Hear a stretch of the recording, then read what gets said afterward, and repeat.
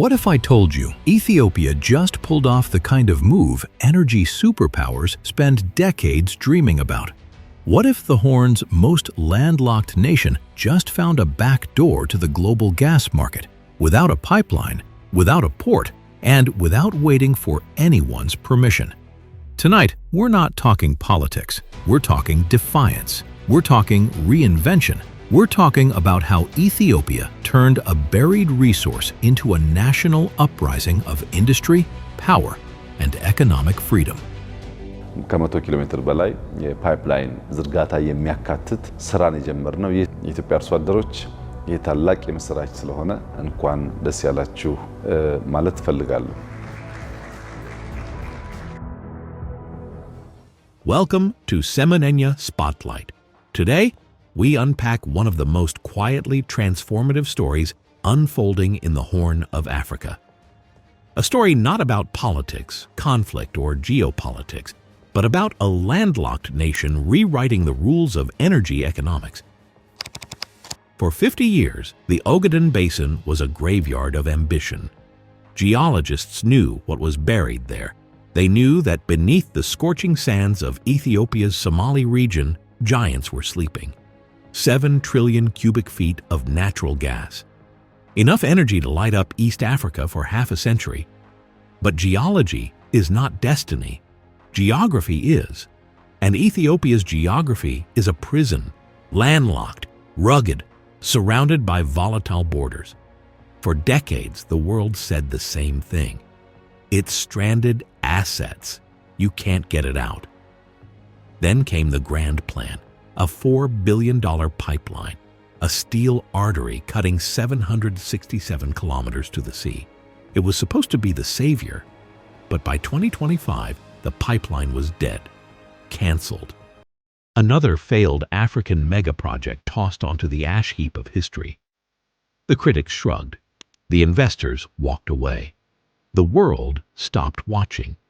They stopped watching too soon, because while the world was mourning a pipeline, Ethiopia was quietly orchestrating a revolution. They didn't just change the plan, they flipped the entire chessboard. This is the story of how Ethiopia turned geography from a prison into an opportunity. This is Ethiopia's gas revolution.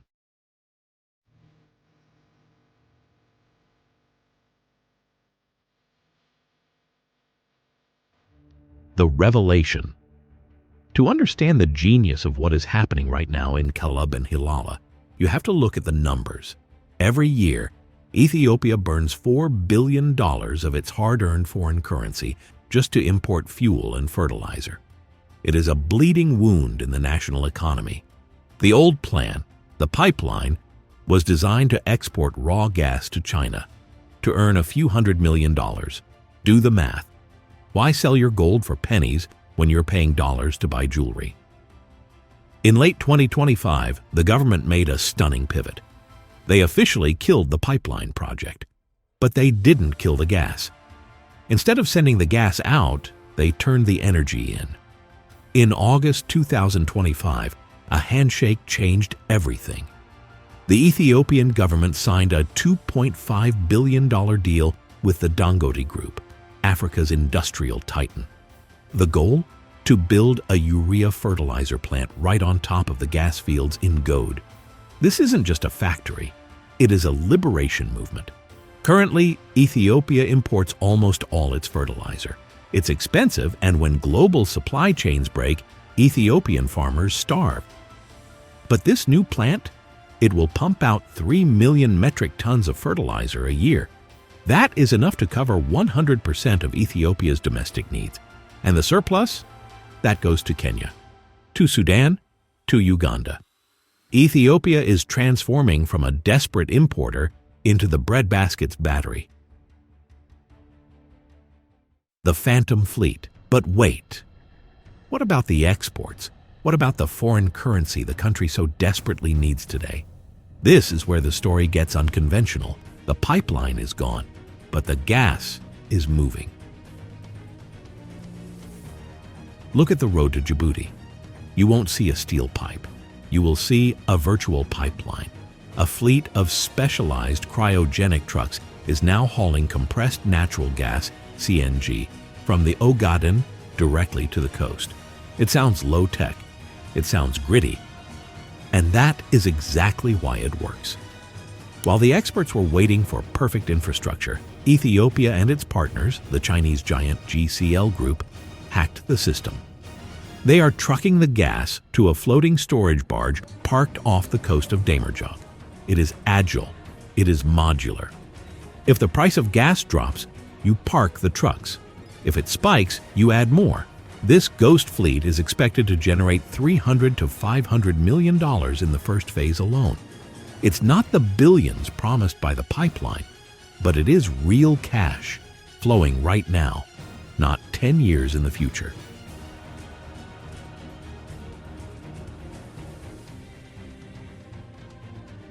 Powering the grid.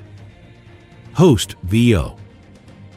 The wealth isn't just in the trucks or the fertilizer sacks. It's in the wires. Ethiopia is a hydro superpower.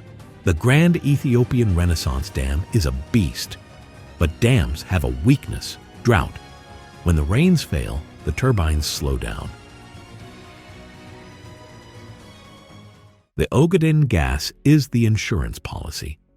New gas-fired power plants are coming online, capable of generating 1,000 megawatts of baseload power.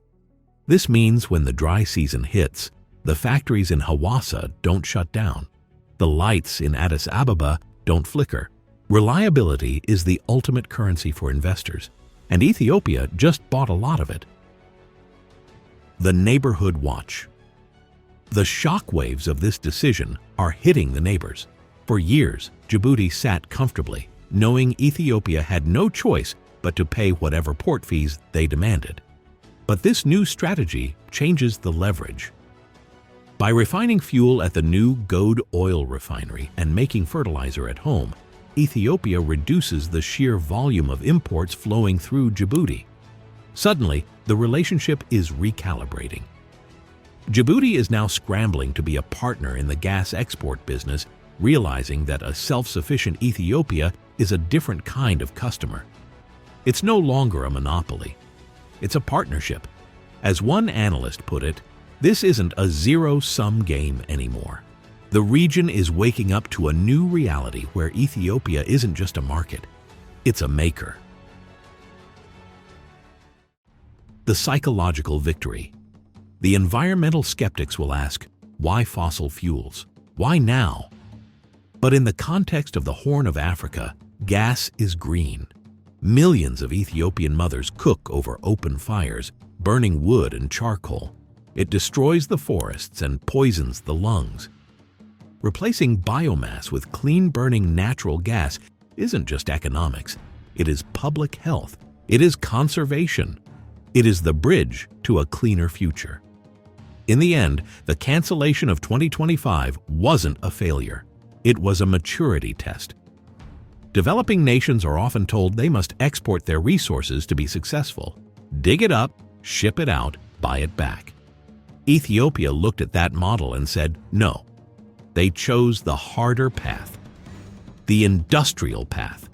The path where the wealth stays in the ground until it can be turned into power, food, and jobs for their own people.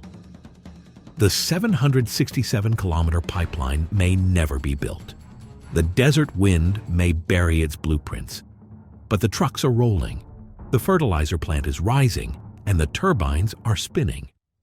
Against all odds, the landlocked giant found a way to the sea by looking inward.